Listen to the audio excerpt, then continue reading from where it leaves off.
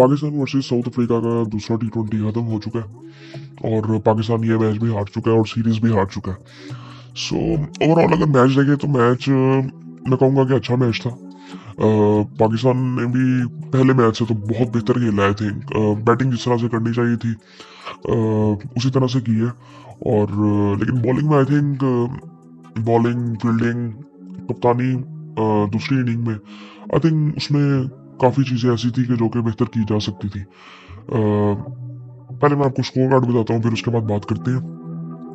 पाकिस्तान ने टॉस जीता और पहले बैटिंग की और इसमें भी बड़े आई थिंक काफ़ी लोग बातें कर रहे थे कि पाकिस्तान को यहाँ पे टॉस जीत कर फील्डिंग करनी चाहिए थी, क्योंकि यहाँ पे जो टारगेट है वो चेज हो जाता है। ये ग्राउंड ऐसा था और ग्राउंड यार बड़ा ही अजीब था। मतलब बाउंड्रीज की अगर बात की जाए, कोई नॉर्मली थी बाउंड्रीज जितनी होती हैं जनरली टी20 क्रिकेट में। लेकिन बॉल ट्रेवल ऐसे कर रहा था कि बैट को बॉल लगता था।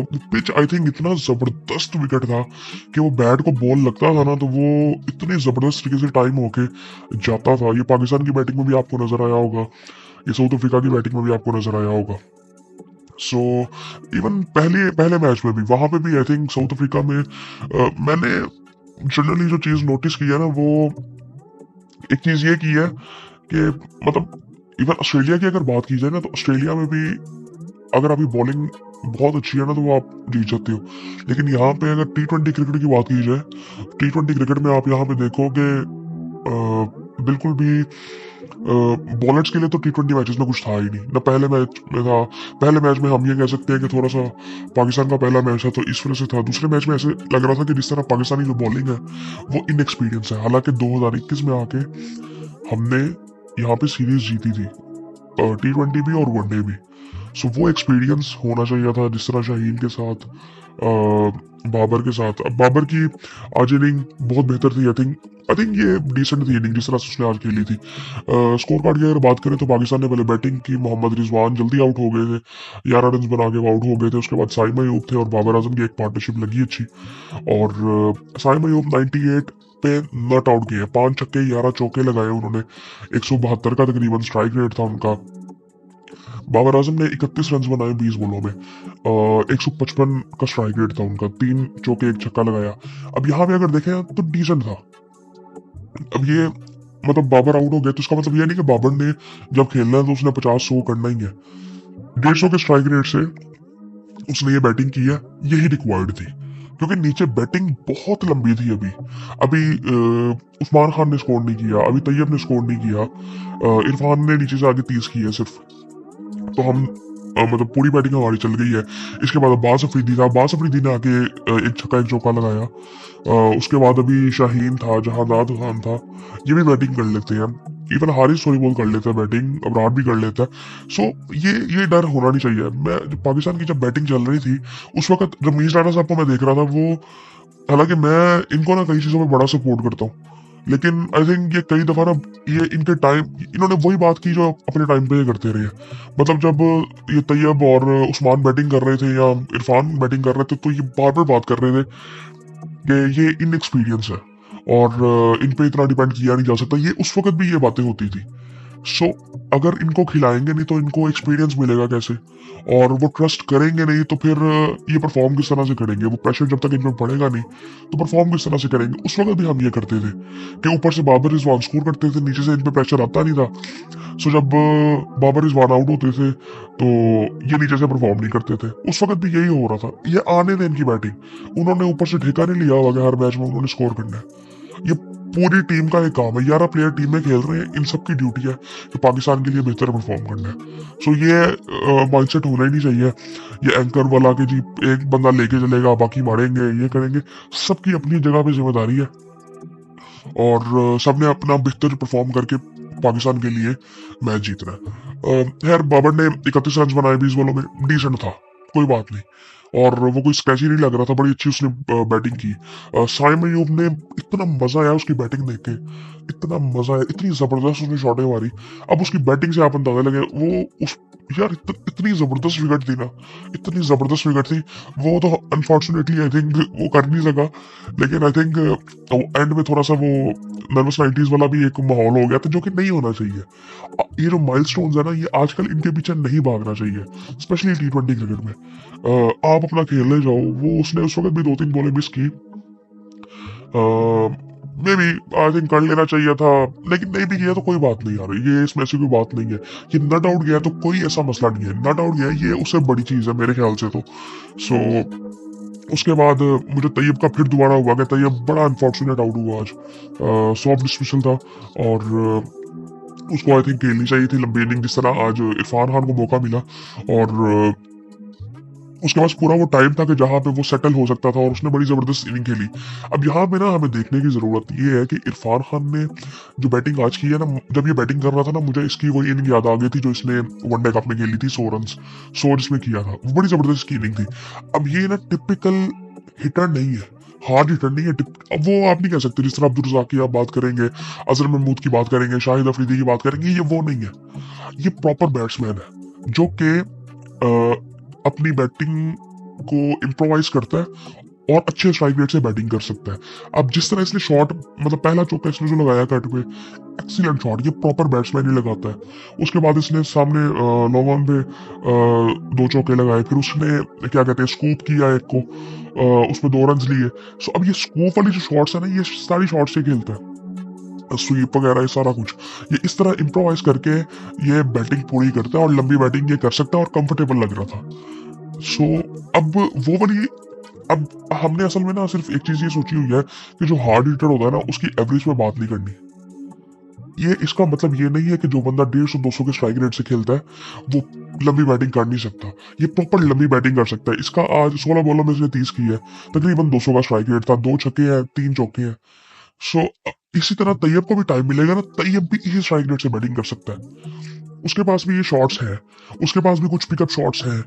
सो आई थिंक ये अभी ठीक जा रहे हैं। एक दो बैट्समैन मुझे लगता है कि हमें ना रोटेट करने चाहिए, जिस तरह क्या कहते हैं कंडीशन चेंज होती हैं। जिस तरह उस्मान की मैं बात अगर करूँ तो उस्मान, अब ये देखे ना, ये कंडीशंस थोड़ी सी ना बाउंसी कंडीशन है, उस्मान यहाँ पे सेटल जरा मुश्किल से ही होगा।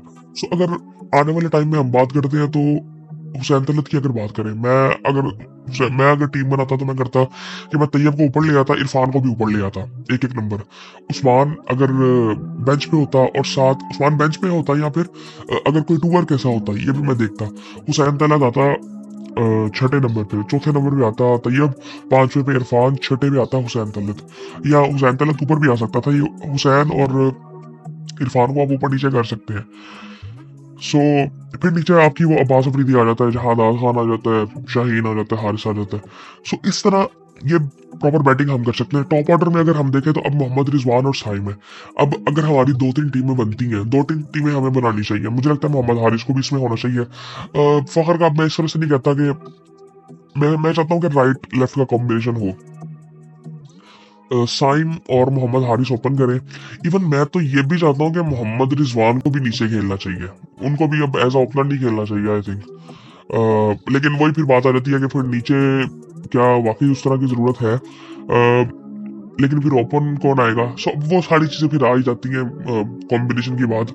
सो अगर इस तरह भी रहता है तो मैं मोहम्मद हारिस को भी यहाँ पे कहीं पे डालूंगा। हुसैन तलत अगर नहीं भी आता तो मोहम्मद हारिस ऊपर, अगर रिजवान चौथे नंबर पे आए। सो ये सारी चीजें की जा सकती हैं। मोहम्मद हारिस को मुझे लगता है होना चाहिए टीम में। उसकी परफॉर्मेंस उस तरह से भी नहीं है, लेकिन आई थिंक वो बाहर भी जब हुआ था तो पता नहीं किस तरह से वो बाहर हुआ था, परफॉर्मेंस की वजह से हुआ था, या क्योंकि ये परफॉर्म कर सकता है इस तरह की कंडीशंस में। सो आई थिंक ये थोड़ा सा देखने वाला है। पाकिस्तान ने करके 206 कर लिया, 5 आउट थे पाकिस्तान के, और इसी तरह से हमें इसी अप्रोच जाना चाहिए। जो आज अप्रोच थी, रिजवान भी ट्राई कर रहा था, वो सारा कुछ कर रहा था। मतलब असल में ना हमारी अप्रोच का मसला है। हम अप्रोच अपनी पहले बना लेते हैं कि जी हम ऐसे से करेंगे। सो हमें पॉजिटिव जाना है, जो मर्जी हो। यहाँ पे पाकिस्तान 100 पे भी आउट हो रहा होता है ना। अब फॉर एग्जांपल जब साइम और बाबर बैटिंग कर रहे थे ना, और जब बाबर आउट हुआ, तो उस वक्त टीम वहां पे आउट भी हो सकती थी। तो फिर इसका मतलब क्या? आप इस तरह खेलोगे तो आप 100 पे भी आउट हो गए, 130 पे भी आउट हो गए, आप 200 250 भी करोगे। सो हमें इसी अप्रोच से बैटिंग करनी है। T20 क्रिकेट एटलीस्ट हमें एंकर वाला कोई चक्कर नहीं करना। सबको एक टारगेट जो मिला है उसके मुताबिक सब चले। और खैर उसके बाद अगर उनकी बॉलिंग पे आए तो उनकी तरफ से भी आज काफ़ी चेंजेस तो थे। उनका बैटिंग ऑर्डर भी बड़ा डिफरेंट था। सो खैर 206 पाकिस्तान ने किया तो सही, लेकिन चेस तो उन्होंने भी ये कर लिया। उनकी तरफ से अगर देखें तो एक आज बॉलर खेले थे दयान जलीम, इन्होंने 2 आउट किए, 4 ओवरों में 21 रन दिए। इन्होंने पहला ओवर भी बड़ा अच्छा किया था। साउथ अफ्रीका के जनरली जो बॉलर्स आते हैं ना वो बड़े जबरदस्त होते हैं जनरली, क्योंकि एक तो पेस इनके पास होती है। आज हारिस रऊफ की पेस भी 148 तक जा रही थी, लेकिन मार उनको पड़ी है बहुत ज्यादा। सो ये जनरल थोड़ा एक्शन भी डिफरेंट होता है। रबाडा को आप देखते हैं, जिस तरह नोकिया को देखते हैं, पेस भी अच्छी, एक्शन भी थोड़ा डिफरेंट, तो इस वजह से ये तंग भी करते हैं। और उसके बाद देखें तो बैटमैन ने 2 आउट किए और 1 आउट किया लिंडे ने। सो ओवरऑल देखें तो उनको भी मार अच्छी खासी पड़ी है। सिर्फ गलीम की इकोनॉमी तकरीबन 5.25 की है, बाकी सबकी 10 से ऊपर ही है। लिंडे का भी 4 ओवर है, वो भी 7 की उसकी इकोनॉमी है। उसके अलावा जो बाकी 5 बॉलर है, 4 बॉलर है, उनकी तकरीबन 12-13 की 14 की इकोनॉमी है। सो मार पड़ी है फास्ट बॉलर्स को। उसके बाद अगर देखें तो साउथ अफ्रीका जब बैटिंग के लिए आया तो अब बैटिंग ना पाकिस्तान ने 1 आउट तो कर लिया था जल्दी, लेकिन बैटिंग उन्होंने अच्छी की बैटिंग। अब हेंड्रिक्स की अगर बात करें ना, स्पेशली इनके जितने भी बैट्समैन, अब ये हेंड्रिक्स और वेनेडूसन ने जो इनिंग खेली है ना, अब ये वाली शॉट्स ये इनको मैंने कहीं बाहर खेलते हुए नहीं देखा। इवन इंडिया में आप अगर बात करें, पाकिस्तान सुपर लीग में देखें आप, ये कहीं और मैंने हेंड्रिक्स को कभी इस तरह की बैटिंग करते हुए देखा ही नहीं है। इस तरह के शॉट्स हल्का सा पिकअप करे, हल्का सा टच करे, टच शॉट्स हेंड्रिक्स नहीं मारता। Touch shots even one day Dussen को आप देखें, उसने चौका जो लगाया था लॉन्ग ऑन पे, वो इस तरह की शॉट्स नहीं वो मारता। सो यहाँ पे वो पिच इतना जबरदस्त है कि वो पिच में बॉल जब लगता है, इवन नहीं भी लगता तो बैट में बॉल टक करके लगता है, तो वो इतना तेजी से ट्रेवल करता है। मे भी हवा का कोई ऐसा है चक्कर कि बॉल इतना तेजी से ट्रेवल करता है। पाकिस्तान की बैटिंग में भी ऐसे ही था। सो इनकी तरफ भी ऐसे ही था कि उन्होंने खैर उनकी उनकी 3 ही आउट हुए थे, 210 उन्होंने कर लिया था। आखिरी ओवर में फिर भी खींच के वो ले गए, वरना ये मैच काफी जल्दी खत्म हो रहा था। आखिरी ओवर में सिर्फ 27-28 रन रह गए थे और वहां पे थोड़ा मैच थोड़ा लग रहा था फंस रहा है, लेकिन थोड़ा सा वो, अब टीमें तो ये दोनों एक ही तरह से खेलती है ना, अफ्रीका और वो थोड़ा हो जाते हैं, कई दफा चौक कर देते हैं ये भी। सो वो एंड पे थोड़ा सा हुआ भी, लेकिन वो उन्होंने चेस कर लिया। 3 बॉलें भी पड़ी हुई थी। सो उसके बाद अगर पाकिस्तान की बैटिंग की अगर बात करें, इनका भी बैटिंग ऑर्डर काफी चेंज था। पहले मैच में वनडे डूसन ने ओपन किया था, सो आज वो चौथे नंबर पे आए। सो मिलर आज नहीं खेल रहे थे, वो भी आई थिंक किसी किस्म की इंजरी थी उनको। पाकिस्तान की बॉलिंग की अगर बात करें, शाहीन शाह अफरीदी ने 37 रन दिए। उनका 1-2 ओवर ना बड़े बुरे गए थे, जिसकी वजह से इकोनॉमी खराब हुई है उनकी, वरना बेहतर बॉलिंग कर रहे थे वो भी। उनको बॉल एक लगा था बड़ा जबरदस्त किस्म का, वो कॉलर बॉल पे लगा था। जहादाद खान 4 ओवरों में 40, 2 आउट किए उन्होंने। जहादाद खान अब उसको मार तो 1-2 ओवर में पड़ी है, लेकिन इसने शुरू में बॉलिंग बड़ी जबरदस्त की थी। इसने पहले 2 आउट इसने किए थे। उसके बाद हारिस रऊफ को यार मार पड़ी है। वो हेंड्रिक्स ने इसको जो छक्के लगाए ना, वो सिर्फ वो टच कर रहा था, वो बढ़ जाती थी बॉल। ये ऐसे कर रहा था जिस तरह 50 मीटर की बाउंड्री है। सो उसको 57 पड़ा है, तकरीबन 15 की इकोनॉमी से स्कोर बढ़ा है उसको। और अब्बास को भी शुरू में आज मार पड़ी है। अब्बास ने एंड वाले 2 ओवर फिर भी बेहतर किए हैं, लेकिन उससे पहले 2 ओवरों में उसको मार पड़ी है। पहले स्पेशली ओवर में इसको मार पड़ी है, 1 आउट भी किया इसने। सो अबरार ने 4 ओवरों में 29 रन। अब यहाँ पे ना हमसे गलती एक ही हुई, एक तो हम आज स्लो बॉल्स बहुत ज्यादा कर रहे थे, और दूसरा हारिस से बड़ी है, उसने फुल टॉस इतनी ज्यादा की है। और हमें ना बीच में ना साइम को ट्राई कर लेना चाहिए था, तकरीबन 7 से 15वें ओवर के बीच में उसे 1-2 ओवर करवा लेनी चाहिए थे, ताकि ना हमारे पास जरा ऑप्शन होता है 1-2 बॉलर्स का, और वहां पे हमें विकेट मिल भी सकती थी, क्योंकि उसने पिक नहीं होना था। अबरार ने फिर भी बॉलिंग बेहतर की है, 4 ओवर में 29। सो उसको ट्राई करना चाहिए था वहां पे, हमारे पास कोई और ऑप्शन नहीं था। मैं उस वक्त जब अबरार ने बॉलिंग की ना, अबरार भी काफी लेट आया, लेकिन जब उसने बॉलिंग की, इवन हमने, मुझे समझ नहीं आया कि 5वां ओवर हमने उसे करवाया क्यों, हारिस रऊफ से। अब्बास से आपने क्यों नहीं करवाया? ये हमें समझ लेनी चाहिए कि हारिस रऊफ पावर प्ले में बॉलिंग नहीं कर सकता। उससे नहीं करवानी चाहिए। वो ओवर बहुत ही गंदा गया था, उसमें मार पड़ी थी, उसको सारी इकोनॉमी खराब हो गई थी, वरना बड़ा अच्छा शुरू में जा रहा था जब 1-2 आउट हुए थे उनके। सो उसके बाद फिर अब्बास को भी फिर मार पड़ी। अब्बास भी पावर प्ले के बाद आया तो उसको मार पड़ी। अब्बास ने आई थिंक छठा ओवर किया था और उसमें उसको मार पड़ी थी। फिर उसके बाद हारिस ने किया, नहीं उसके बाद एक और ओवर किया था, मे भी हारिस ने ही किया था आई थिंक। फिर अबरार आया था, तो वहां पे हमें साइम से भी 1-2 ओवर करवा लेनी चाहिए थे, ताकि एक तो हमारे पास एंड पे ऑप्शन हो जाता और दूसरा वहां पे हमें चांस मिल सकता था विकेट लेने का। सो आई थिंक वो हमने मिस किया वहां पे। ये कप्तानी के थोड़े से, मुझे रिजवान से वैसे ये था नहीं कि रिजवान ऐसा करेगा, नहीं मुझे था कि रिजवान चांस लेगा, लेकिन उसने नहीं किया। मे बी आई थिंक मुझे ना थोड़ा सा लगता है, मुझे ना थोड़ी सी स्क्रिप्टेड कप्तानी लग रही है ये पिछले 2 मैचों में। मुझे ना ये रिजवान इस तरह से कप्तानी करता नहीं होता वैसे। पिछले मैच में मुझे बहुत ज्यादा लगा कि जिस तरह ना रिजवान नहीं, इस तरह से मैंने उसको देखा नहीं है। वो तो इतना इन्वॉल्व होता है हर चीज में, इन्वॉल्व तो था, लेकिन आई थिंक मुझे थोड़ी सी ना स्क्रिप्टेड कप्तानी लग रही थी कि जहां से बस कोच ने बता दी है, तो उसी तरह से मुझे 2 मैचों में ऐसे लगा है। वैसे पता नहीं, अब मैं भी गलत भी हो सकता हूँ मैं, लेकिन ऐसा था। और साइम को हमें ट्राई करना चाहिए था ताकि हम ये मैच में भी जीतने की तरफ जा सकते थे। थोड़ा वो मिस्ट्री वाला एक हो ही जाता है। खैर वो उन्होंने जिस तरह से चेस कर लिया यार, मैच हमें जीतना नहीं था। अब अगला मैच कल ही है, तकरीबन आज ही हो गया। अब 1 बजे मैच खत्म हुआ है, कल फिर शुरू हो जाएगा शाम को। आज 9 बजे सुबह इंडिया वाला मैच भी है, चैंपियंस ट्रॉफी से भी रिलेटेड खबरें आनी शुरू हो गई हैं दोबारा।